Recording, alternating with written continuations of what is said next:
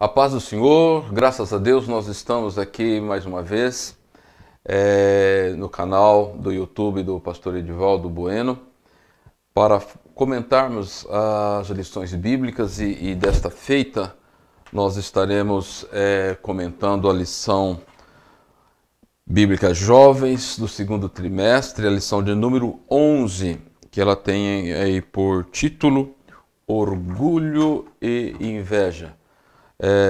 Os nossos irmãos e amigos sabem que nós estamos trabalhando nesse trimestre com o tema geral, cobiça e orgulho, combatendo o desejo da carne e o desejo dos olhos e a soberba da vida.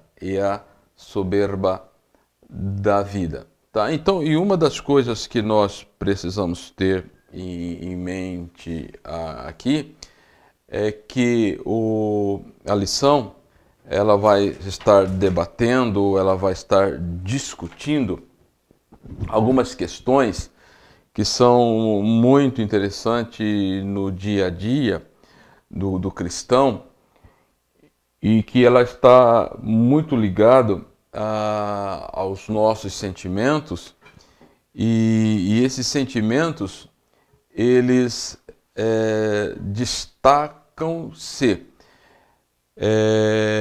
nas nossas emoções, na nossa vontade e também no nosso pensamento. E é interessante que o texto áureo, ele vai nos dizer, o texto do dia, ele vai dizer que a soberba precede a ruína e a altivez do espírito precede a queda, Ou seja, o orgulho, ele leva à destruição e a vaidade, ela conduz também o homem à desgraça.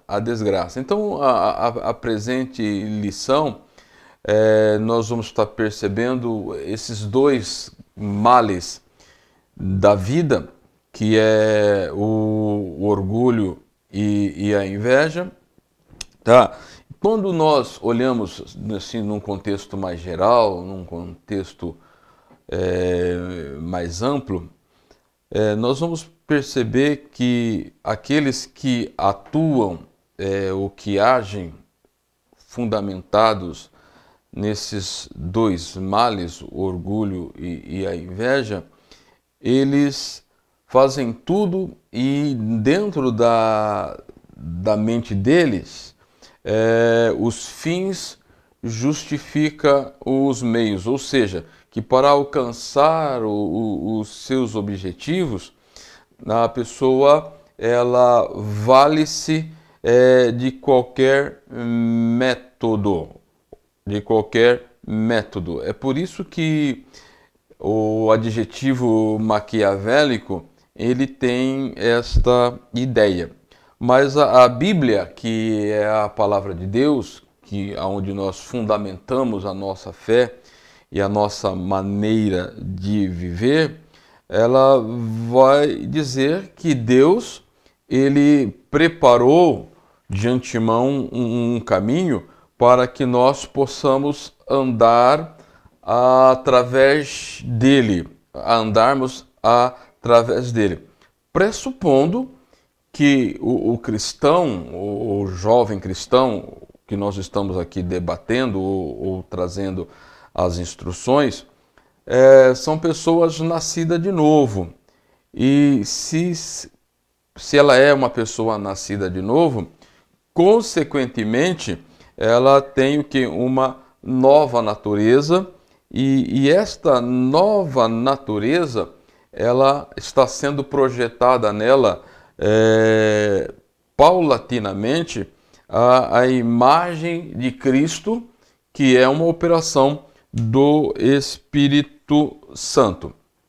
Tá? Então, partindo deste princípio, e quando nós olhamos aqui para a lição, nós vamos perceber que, em síntese, a lição ela aborda a seguinte questão: uma vida simples, humilde e em paz é melhor do que uma vida de poder e prosperidade alimentada pelo orgulho e pela inveja, tá? Então, em momento algum aqui, a Bíblia ela está condenando o exercício do poder pela pessoa ou pelo ser humano, e nem tampouco que ele venha ter uma vida próspera, mas só que tanto o poder e uma vida próspera, ela não pode prejudicar a simplicidade da vida, a humildade que a vida deve ter e a paz que a pessoa ela tem que gozar ou usufruir na presença de Deus e nas suas relações também consigo mesmo e com o próximo. Razão pela qual, então, a lição ela se divide em dois tópicos, tá? Em duas partes, aonde ele vai debater o poder destrutivo do orgulho e também o poder destrutivo da inveja, tá? Então, a vida ela não pode ser movida por esses dois males. Então, ele vai tomar aqui dois textos da palavra de Deus, um lá em Provérbios 16, capítulo 16, de 16 a 20, e depois de Gênesis 14, de 1 a 7, onde no primeiro texto ele desenvolve o pensamento quanto ao problema do orgulho, e no texto de Gênesis de 4, de 1 a 7, ele vai trabalhar com a questão da inveja, tá? Então, quando nós paramos para analisar em que consiste uma vida simples, humilde e em paz, é quando a pessoa ela consegue viver a sua vida ou desenvolver a sua vida centralizada na vontade de Deus. E pressupõe que todo o cristão, além de fazer aquela oração modelo ensinada por Jesus Cristo, ele deve viver de acordo com esta perspectiva, porque o Senhor Jesus ele nos ensinou a orar dizendo: venha a nós o teu reino e seja feita a tua vontade, assim na terra como é feita lá nos céus. Ou seja, então nós precisamos ter a mesma atitude que houve em Cristo Jesus, tá? Jesus é um dos mais clássicos exemplos de uma pessoa, de um ser, quando pegamos Jesus como humano, exercendo o poder, a sua vida humana, ele tinha o poder e, além de tudo, ele era o Senhor dos céus e da terra. Mas para que ele pudesse viver na condição de Salvador e também dar a sua vida em resgate de muitos, ele precisou submeter a uma vida simples e que no caráter do cotidiano era uma vida humilde, Então, quando nós olhamos para esse contexto, nós precisamos ter esta visão.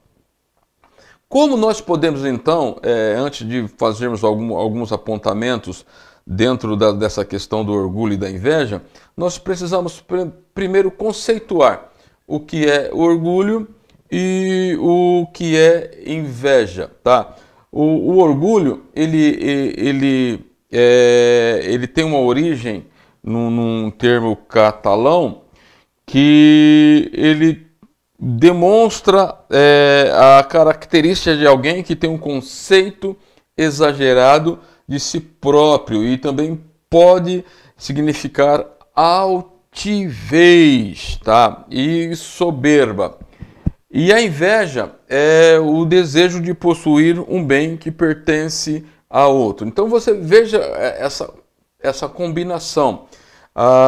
Uma pessoa que tem um conceito exagerado de si mesmo e ao mesmo tempo que ela tem esse conceito exagerado de si própria, ela deseja o bem que pertence a outro, que passa a ser um sentimento de inferioridade, de desgosto, diante da felicidade do outro, Então, tanto o orgulho como a inveja, ela é um problema residente na alma da pessoa, E é interessante que o pastor Ezequias Soares, ele define a alma nos seguintes termos. A alma é uma substância incorpórea, invisível do homem, inseparável do espírito, embora distinta dele, formada por Deus dentro do homem, consciente, mesmo fora do corpo. Ela é a sede das emoções, dos desejos e paixões, cuja comunicação com o mundo exterior é manifestada através do corpo. Então, quando nós olhamos a alma dentro destas perspectivas ou deste viés, tá? Nós vamos perceber que a alma ela detém alguns poderes, ou ela tem algumas forças emanentes dela, que entre elas é o poder de raciocinar, ou seja, é o pensamento produzido pelo raciocínio. Ela tem o poder de decidir, ou seja, é o ato de determinar, que assenta no âmago da alma, de resolver ou deliberar alguma coisa. A alma também tem o poder de julgar, que é o processo final de uma decisão, que pode ser de aceitação ou de negação. E, por último, o poder de conhecer, é uma ação da psique humana que recebe o conhecimento. Então vejam só, o ser humano ele pode raciocinar, decidir, julgar e conhecer. Somado a isso, nós podemos definir que o ser humano é um ser que tem vontades. E quando se fala em vontade humana, é a aptidão da alma para fazer escolha. É o que determina as atividades. Tá? É uma faculdade que nos leva, ou que nos dá o poder, então, de raciocinar, de decidir, de escolher e assim por diante. É interessante que o apóstolo Paulo, lá em Romanos, capítulo de número 7 e versículo de número 8, ele vai dizer o seguinte: porque eu sei que em mim, isto é, na minha carne, não habita bem algum. Com efeito, o querer está em mim, mas não consigo realizar o bem.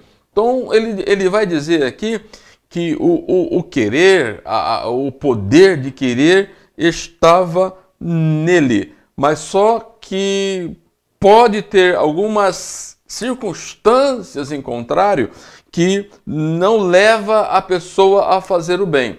Então, o orgulho e a inveja é necessariamente estas coisas que pode residir no ser humano que o leva a não fazer o bem, tá? Então, quando nós pegamos aqui o ponto 1 da lição, ela vai dizer que o orgulho é desprovido de lucidez e de bom senso e não consegue controlar, pois quando é confrontado, pois é inseguro, inflexível e até mesmo ingênuo.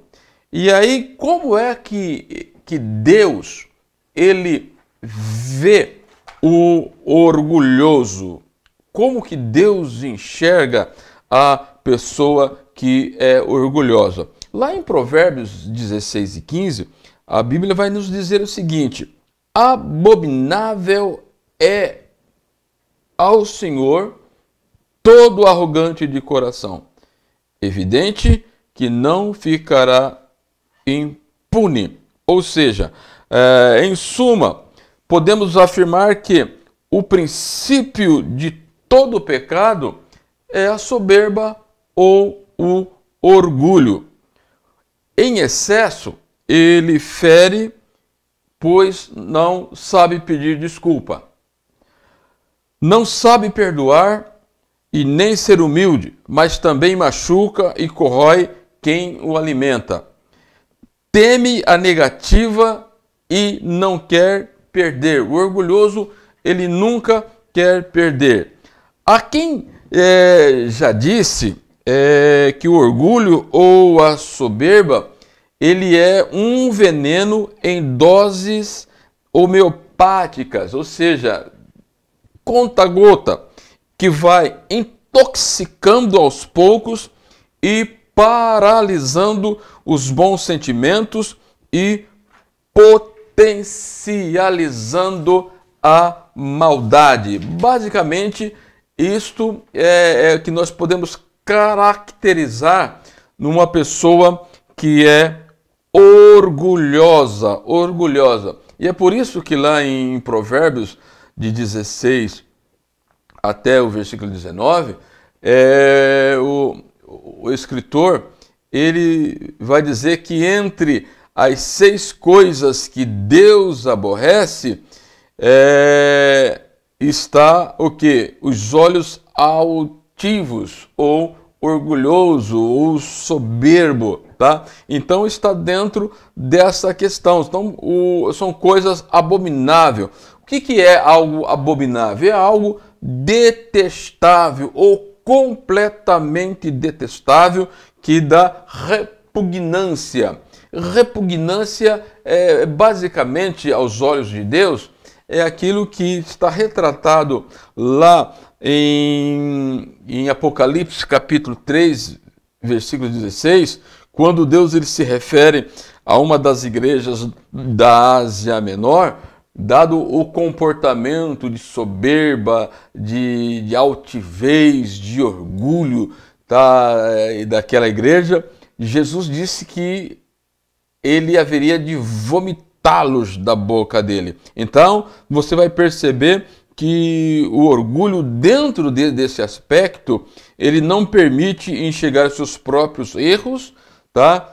Como disse aquela igreja, rico sou, estou enriquecido, de nada tenho falta.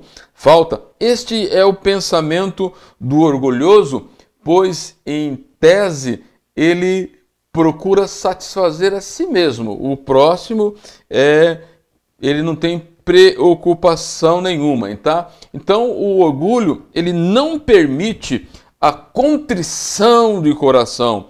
O orgulho, ele é considerado como um crime, porque o soberbo ofusca o seu coração e fazendo mover dentro de um ciclo. É o embotamento da vida. Então é por isso que o comentarista, ele toma o versículo de Provérbios 16 e 18, diz que a soberba precede a ruína, e a altivez de espírito precede a queda. Orgulho, ele entumece a pessoa, faz inchar, eleva a alma do homem e assim deforma e atrai sobre ele os castigos, tá? Então, é necessário que se tenha alguns cuidados, e dentro desses cuidados é necessário que nós precisamos ter em mente algumas coisas. Para muitos, o prazer é mais importante. Para outros, a ciência, por ela, consegue dinheiro e satisfação de todos os prazeres. Para outros, a grande busca da vida humana é o gozo do prazer. Para tanto, ele precisa de poder e prosperidade a qualquer custo. E aqui deve-se ter cuidado com a ânsia de divertir, de gastar e de usufruir ou de gozar da vida. O antídoto, então, para as gotas homeopáticas do orgulho, tá? Ou remédio que se aplica é a sabedoria de Deus. É por isso que lá em Provérbios, capítulo 2, dos versículos 6 a 9, vai dizer o seguinte: porque o Senhor dá sabedoria, e da sua boca vem o conhecimento e o entendimento. Ele reserva a verdadeira sabedoria para os retos, escudo é para os que caminham na sinceridade, para que guarde as veredas do juízo e conserve o caminho dos santos. Então entenderás justiça e o juízo e equidade e todas as boas veredas. Tá? Então, essa em síntese, a problemática do orgulho está aí. Mas nós temos, por outro lado, que caminha de mãos dadas e que leva o homem à desgraça, assim como lá no Salmo 1, que a bondade e a misericórdia do Senhor caminha com o justo, tá? Com aquele que busca a prosperidade, o poder alienado de Deus, ele tem esses companheiros ou companheiras, que é o orgulho e a cobiça. Então, o poder destrutivo da inveja também é um problema muito sério para a humanidade e para o jovem, porque geralmente o jovem ele está no início dos seus grandes projetos, se lançando no mercado do trabalho, buscando se firmar dentro do contexto, e ele precisa ter muito cuidado.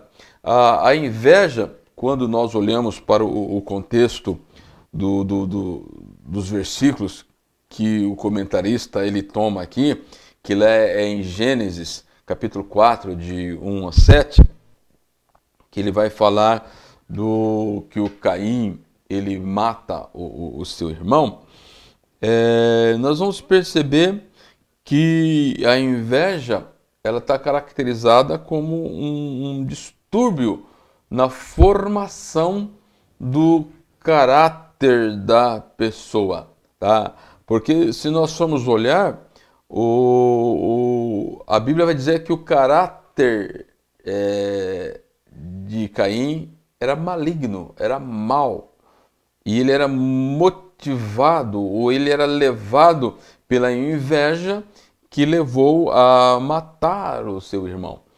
Os versículos 4 a 7 do texto de Gênesis, capítulo 4, ele vai dizer o seguinte: mas para Caim e para a sua oferta Deus não atentou, e irou-se Caim fortemente, descaiu o seu semblante, e o Senhor disse a Caim: por que te iraste? Por que descaiu o teu semblante? E aí Deus diz para ele, aconselha, Deus procura orientá-lo a como fazer as coisas. Assim, se fizeres bem, não haverá aceitação para ti. Se não fizeres bem, o pecado jaz à porta, e para ti será o seu desejo, e ele te dominará. Salomão também, lá em Provérbios 24, 30, ele vai dizer o seguinte, que o coração com saúde é vida da carne, mas a inveja é a podridão dos ossos. Ou seja, a pessoa que nutre a inveja, ela somatiza de tal forma que compromete todo o sistema da vida da pessoa, fazendo a mesma até a enfermar, ou desenvolver algumas doenças patológicas. Então é notório na narrativa de Gênesis que quando a comunhão com Deus esfria, a natureza humana caída, ela se levanta com vigor e produz frutos terríveis. Então, à medida que a pessoa ela se afasta de Deus, ela vai desenvolver, iniciando como doses homeopáticas, como nós falamos no tópico anterior, o orgulho e, consequentemente, a inveja,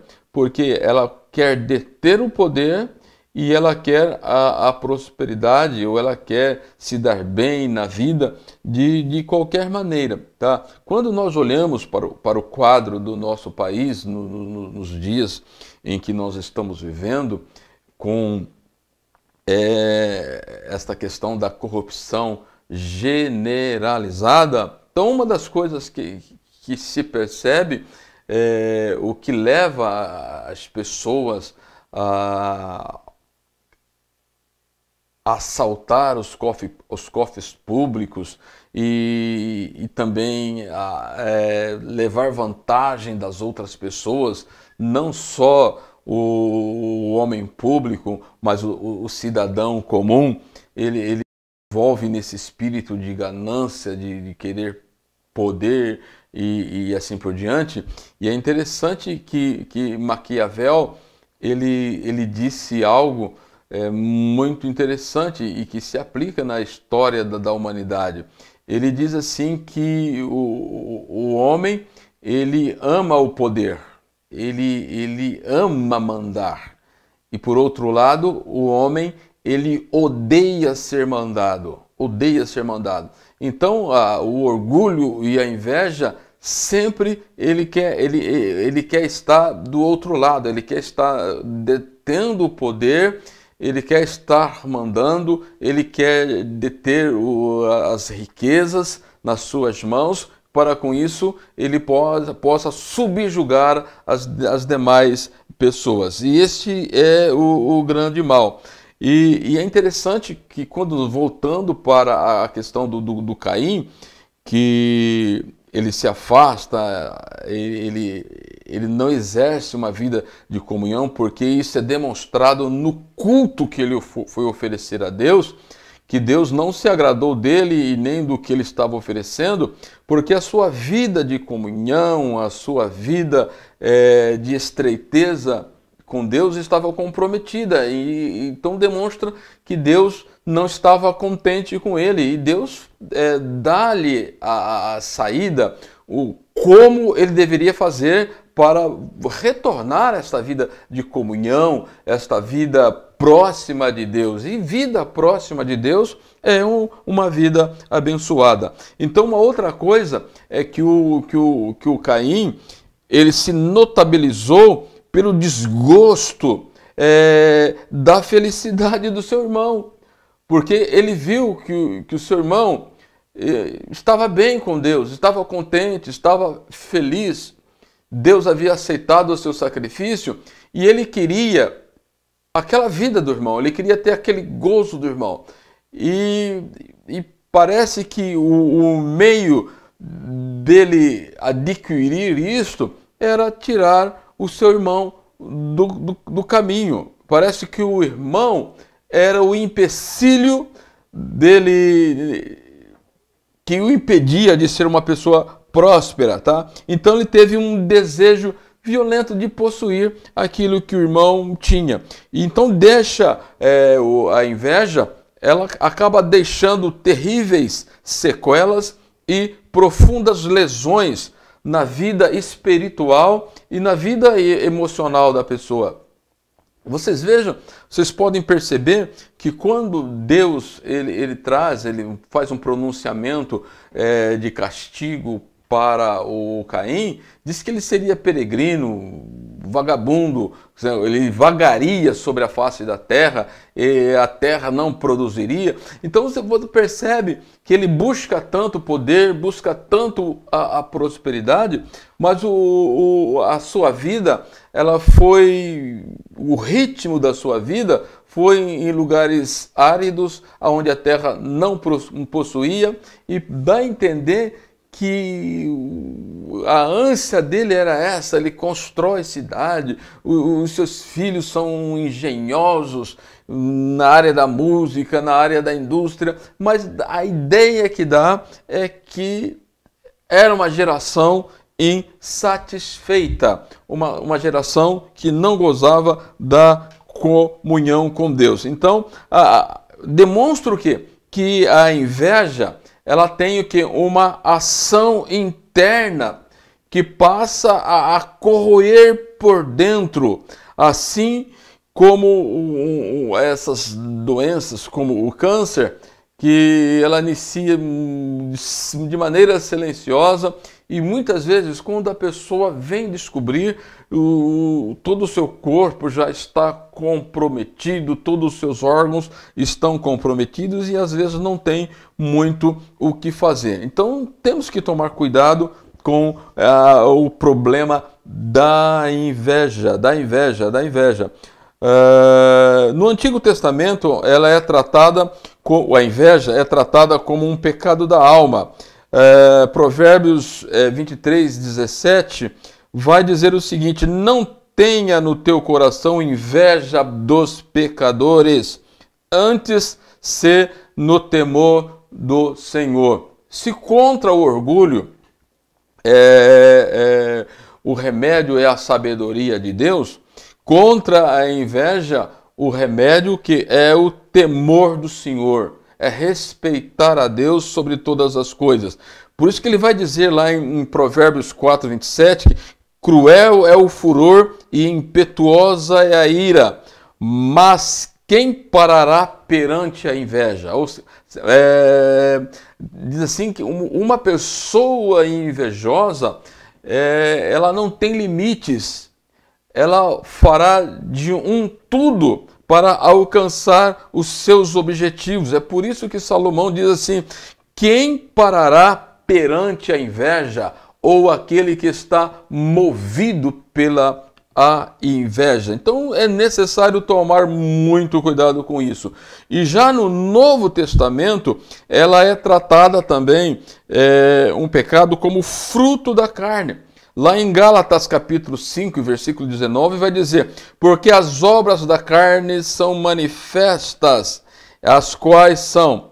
ele vai elencando e entre elas ele diz a inveja. A inveja é um fruto da carne, ou a obra da carne. E ele vai dizer que dentre todos os atos, as obras da carne, aqueles que praticam a inveja, ele não herda o reino de Deus. O Tiago, lá no capítulo 3, versículo 14, ele vai dizer também que os grandes problemas que ocorrem dentro do contexto das comunidades, da igreja também, é um problema de inveja. Diz assim: mas se tendes amarga inveja e sentimento faccioso em seu coração, não vos glorieis nem mintais contra a verdade. Por quê? Ela é um vício que impele a pessoa a cuidar somente dos seus próprios interesses. Vai dizer Tiago que ela é terrena, animal, ou seja, é uma ação carnal, entretanto diabólica ou inspirada em demônios. A inveja, ela é própria dos ímpios. Então, o que ocorre? A pessoa, ela precisa tomar muito cuidado com isso, porque a inveja, ela não tem a ver com a falta de sucesso, mas sim com a dificuldade de reconhecer as próprias qualidades e méritos. Tá? A pessoa, ela pode ser equiparada com a outra, mas ela quer sempre ser melhor do que a outra, quer estar acima sempre. Tá? Então, a origem dessa palavra, segundo os estudiosos, ela vem da crença de não ser bom o suficiente. Tá?